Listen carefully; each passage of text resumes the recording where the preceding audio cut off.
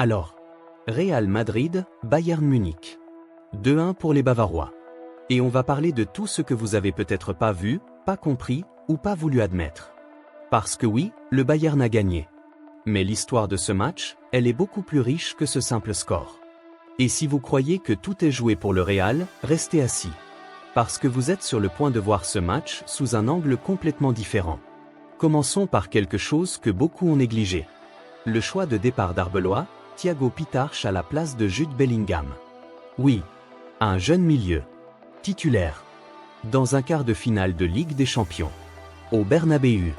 C'est soit du génie, soit une erreur monumentale. Et honnêtement, c'était les deux à la fois. Pitarch a souffert. Techniquement approximatif, perdu dans l'entrejeu face à Kimmich, qui lui a rendu la vie absolument impossible. La relance manquée à la 27e minute qui aurait pu offrir un but à Gnabry si le buteur allemand avait été plus précis, ça résume bien la première période de Pitarch. Il était là, présent physiquement, mais mentalement et tactiquement débordé. Pourtant, Arbeloa n'a pas remplacé Pitarch immédiatement. Il a attendu la 62e minute. Et ça, c'est un signal. Le coach madrilène voulait voir. Il voulait que son jeune apprenne en direct. Dans le feu de l'action. Est-ce que c'est la bonne méthode? Vous me direz ce que vous en pensez dans les commentaires. Mais ce qui est certain, c'est qu'une fois Bellingham entré, le Real a changé de visage. Immédiatement. Maintenant parlons du Bayern. Parce que sur le papier, Kompany a tout contrôlé. Pressing haut, jeu de position, possession longue. Un quatuor offensif Kane, Gnabry, Olise, Luis Diaz qui a fait des dégâts. Mais regardez bien les chiffres. Neuer a réalisé 9 arrêts. 9. Si le Bayern avait réellement maîtrisé le match du début à la fin, est-ce que le gardien allemand aurait eu besoin d'en sortir autant? La réponse est non. Et ça, c'est la vraie information cachée de cette rencontre. Le Real Madrid, malgré ses lacunes collectives évidentes, a généré des occasions réelles. Pas des tentatives anodines. Des occasions franches, dangereuses, qui auraient pu complètement changer la dynamique du match. Mbappé seul face à Neuer à la 16e. Vinicius qui enroule un tir superbe à la 18e. Puis encore Mbappé à la 29e, à la 66e.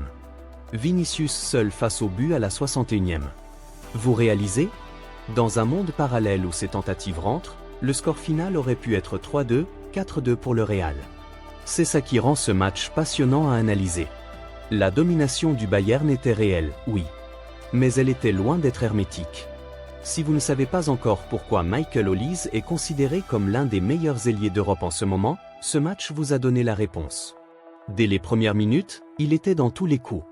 Il provoquait, il centrait, il accélérait. Et surtout, il a rendu la vie de Carra absolument infernale. Carra. Notons ce nom.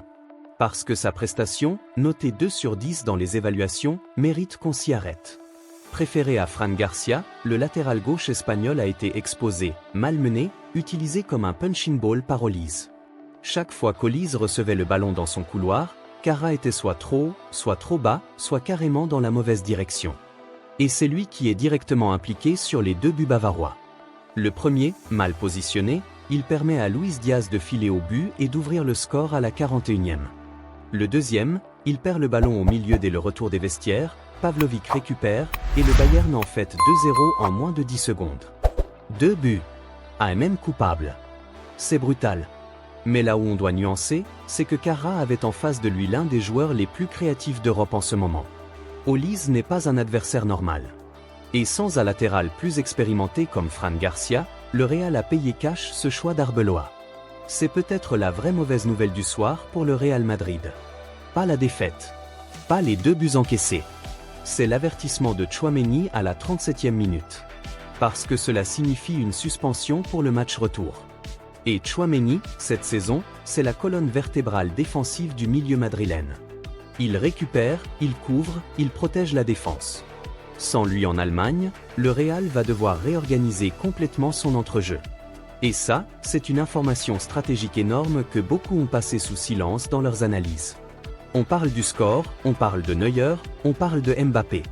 Mais on ne parle pas assez de cette suspension qui va peser lourd au match retour. Arbeloa va avoir du travail. Voyons maintenant le vrai patron du Real ce soir. Et ce n'était pas Mbappé. C'était Vinicius Junior. Le Brésilien a été le seul joueur madrilène à véritablement mettre le feu en permanence. Il remuait, il provoquait, il tentait. La frappe enroulée à la 18e. La percée après l'erreur d'Upamecano à la 61e. La tentative à la 82e sur une passe de Mbappé. Mais c'est là où ça devient intéressant, Vinicius a aussi été maladroit. Seul face à Neuer après la bourde d'Upamecano, il n'a pas su cadrer. Dans une rencontre aussi serrée, cette occasion manquée aurait pu changer l'histoire du match. C'est ça la complexité de Vinicius. Il est capable du meilleur et du moins bon dans la même action. Mais ce qui ne change pas, c'est son envie. Son intensité. Sa capacité à créer quelque chose de rien. Et pour le match retour, le Bayern devra absolument trouver une réponse à cette question. Comment neutraliser Vinicius Junior? Stani a souffert. Et il souffrira encore en Allemagne si rien ne change. Parlons maintenant du capitaine français. Mbappé. L'homme des grands soirs. L'homme qui doit porter cette équipe. Et là, il faut être honnête. Mbappé a été frustrant pendant la grande majorité de ce match. Bien muselé par Jonathan Tah, il a très peu existé dans le jeu collectif madrilène. Ses deux grandes occasions en première période, repoussées par Neuer. Ses tentatives en seconde période, une nouvelle fois stoppées par le portier allemand. Mais à la 74e minute, Mbappé a rappelé pourquoi il est l'un des meilleurs joueurs du monde. Sur un centre parfait d'Alexander-Arnold, il prend le dessus sur Upamecano au second poteau et glisse le ballon au fond. Un but de finisseur. Un but de champion. Et à la 89e, il a même failli égaliser. Quelques centimètres et c'était 2-2. Donc voilà le vrai Mbappé de ce match. Frustrant pendant 70 minutes. Décisif quand ça compte. Et ça, les grandes équipes et les grands joueurs savent faire.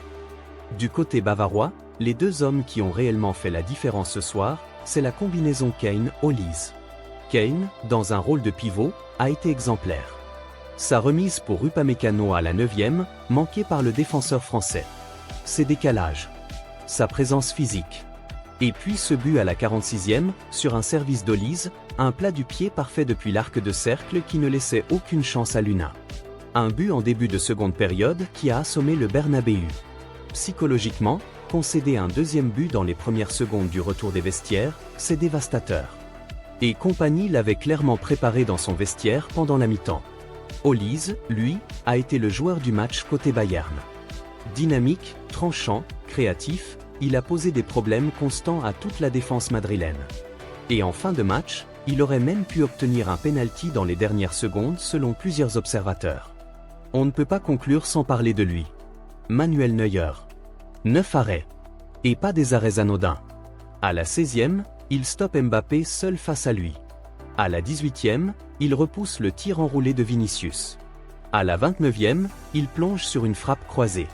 À la 62e, il bouche l'angle face à Vinicius parti seul après la bourde d'Upamecano.